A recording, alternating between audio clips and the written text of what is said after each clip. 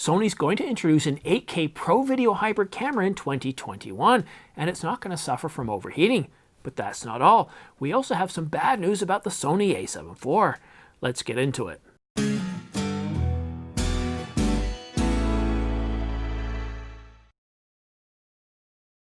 Hi, I'm Simon. Thanks for tuning into The Ordinary Filmmaker.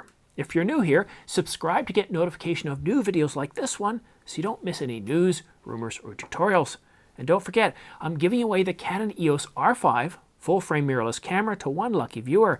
Details are in the description down below, or you can watch the details in this video here.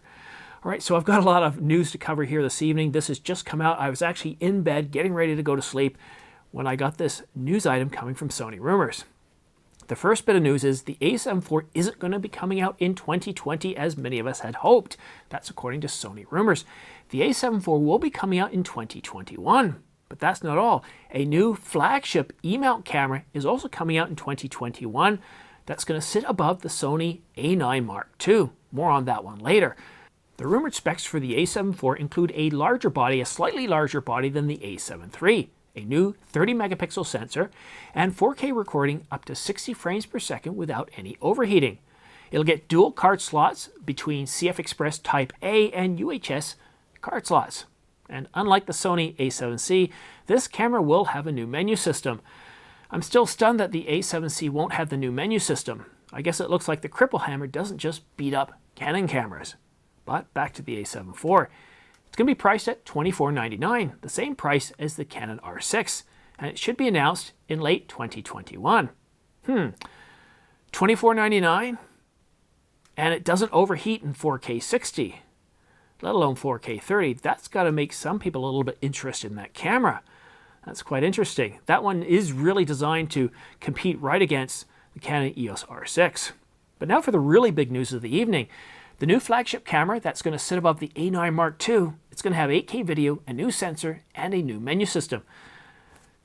And in case you thought that was an error early on, the camera will have 8K video, but it's not going to suffer from overheating. So what does this mean for the R5? Well, the Sony is going to cost, are you ready for this? $6,000. That's over $2,000 more than the R5, so not overheating is going to cost you, and it's going to be a pro body. It's going to be built tough as well. But what do you think about this? Many have chosen the a7S III over the R5 for video. Would you spend $6,000 on a camera capable of doing 8K video without overheating? I'm not about to make any commitments this early on. I need to know more about the capabilities of this powerhouse of a camera. But I'm excited. As excited by the possibilities as I was when the Canon R5 was first rumored. And I remember when I first put out that video, I was hammered. Nobody believed it. And at this point here, this rumor is invalidated. So maybe nothing will come of this. Maybe this is just somebody's wish list and we're being trolled here. I hope we hear more information about this camera soon, and I hope Sony teases us a little like Canon did. But sadly, Sony's very good at keeping secrets. We weren't sure we'd get the a7S III until June when Tanaka spoke out for the first time, so only time will tell. This is just going to be a very brief behind the scenes. I wasn't kidding earlier in this video when I said that I was in bed ready to go to sleep. It's 11 o'clock at night, my local time, and then I saw this message from Sony Rumors, and I didn't watch it right away or read it right away because a lot of times it's quite common that Sony Rumors sends out these news informations, and really all they're doing is they're talking about, oh, this new lens is on sale, or we got new pictures of this lens. When I finally took a look at it, I thought, wow, this is big. No, I'll cover it tomorrow. And then I thought, no, this is really big. 8K video, no overheating, $6,000. I mean, this could be the start of many more rumors coming out in this camera. This could be real. I know many of you might be doubting whether this is true or not, saying, Simon, come on, this is not news. These are just rumors.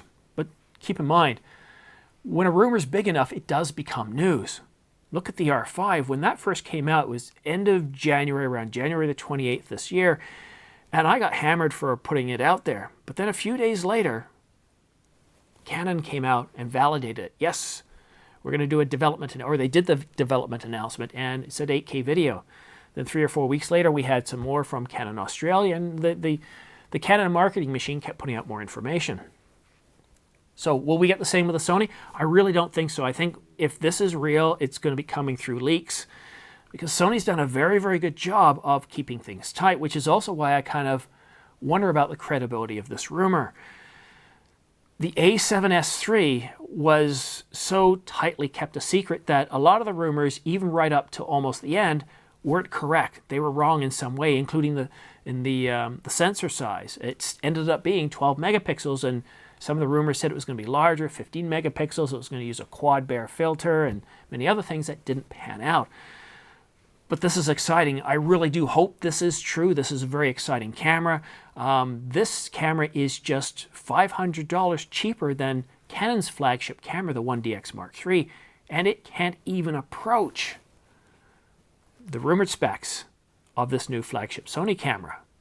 Remember, it's $6,500 for the 1DX Mark III, and that is primarily a sports shooter, fast action shooting type camera. This really makes me wonder, what's Canon got up their sleeve? What are they working on with the R1? What other cameras would they have that might compete with this? Just earlier today, I put out a video about the Canon R5 and 2 other possible cameras. A video-centric R5 that I designated as the R5H, and of course the R5R, which is basically a replacement for the 5D RS. So it's really exciting. I'm really curious to know what you guys think about this. So that's why I decided to get out of bed, come down here. I didn't shave, as obviously as you can tell, but who really cares, right? It's the information that counts. But let me know what you think. I do have another video coming up. I'm not even wearing my watch. What does it say over here? In about 7 hours, my news update. But yeah, sometimes when news happens and it's big enough, I'll wake up for you guys. But that's it for now. Thanks so much for watching The Ordinary Filmmaker. Don't forget to subscribe, because at 20,000 subscribers, I'm going to be holding a raffle for the Synco Lav 6SE microphone and the M3 microphone, both from Synco. And once we get to 100,000 subscribers, I'm going to be giving away the Canon EOS R5. And every 10,000 subscribers up to 100K, the prizes are going to keep getting better. But that's it for now. Thanks for watching The Ordinary Filmmaker.